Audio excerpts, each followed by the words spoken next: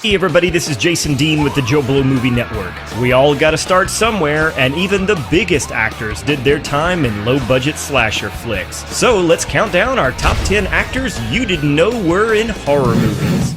Number 10 is Mark Ruffalo in the 1994 demonic artifact movie Mirror Mirror 2 Raven Dance. The biggest claim to fame for this movie was that it starred Roddy McDowall, and it was just plain bad overall. This was just Mark's second film role overall and was so early in his career it's hard to believe. But apparently Mark Ruffalo had such a good time, they brought him back in Mirror Mirror 3 The Voyeur a year later. And no, I'm not making that up.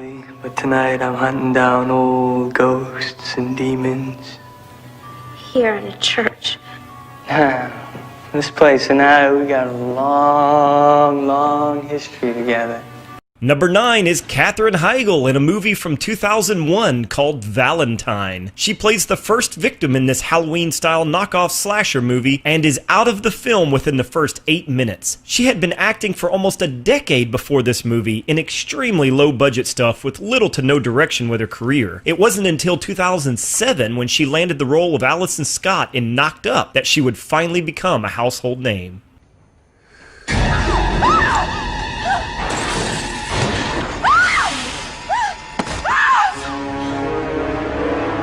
Even the biggest names gotta start somewhere. George Clooney was acting as far back as 1982, mostly in TV series roles. Trying to break into film, he took a small walk-on role in the extremely low-budget horror flick Return to Horror High. A year later, in 1988, he took another slightly larger role in another low-budget horror sequel, Return of the Killer Tomatoes. I guess you gotta do what you gotta do to make it in Hollywood. It would be almost a decade later before he hit the big screen in From Dusk Till Dawn, and then later in Batman and Robin.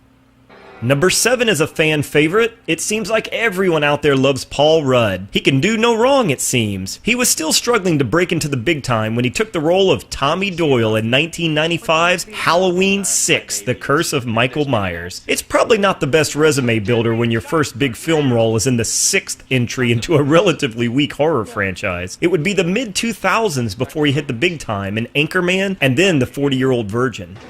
I'm sorry, I don't know you, do I? I'm Tommy Doyle. Number 6 is such a bizarre entry, I wasn't even sure what to make out of it myself. The movie is called Psycho Beach Party from the year 2000, but it was made to look like it was from the 60s. I was so confused. But then I realized it was a parody movie of the Gidget surfing movies from that era, but mixed with modern-day slasher horror movies. Amy Adams plays an over-the-top good girl role and ends up in this scene where her boyfriend accidentally rips off her bikini bottom, causing a fairly major wardrobe malfunction. Disgusting, perverted weirdo! And my advice to you is to straighten up, buckle down, and apply yourself like any decent Presbyterian.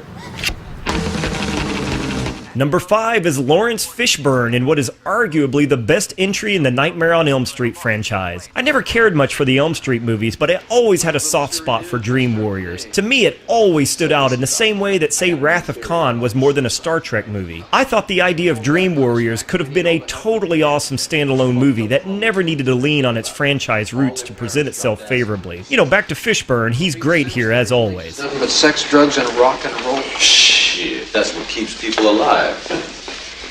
Joseph Gordon-Levitt has been acting for a very long time, since he was a kid. But even he wasn't immune to taking roles in large franchise horror movies. It's a small role to be sure, but he does make an impression as an actor on the rise in the movie Halloween H2O. I suppose he was in good company since he ended up sharing credits with Jamie Lee Curtis, Josh Hartnett, and LL Cool J for this flick. The film was a side project for Levitt during the middle of his run as Tommy from the hit TV show Third Rock from the Sun.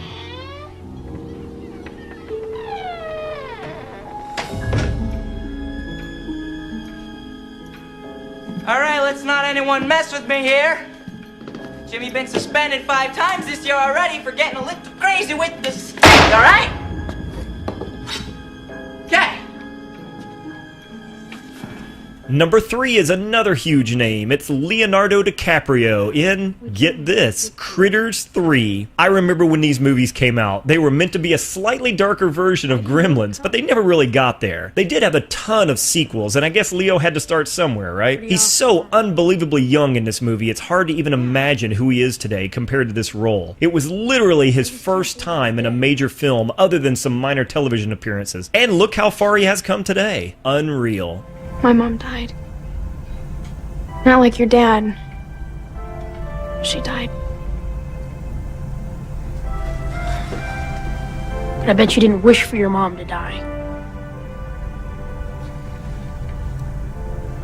I just wish we could go back to this morning.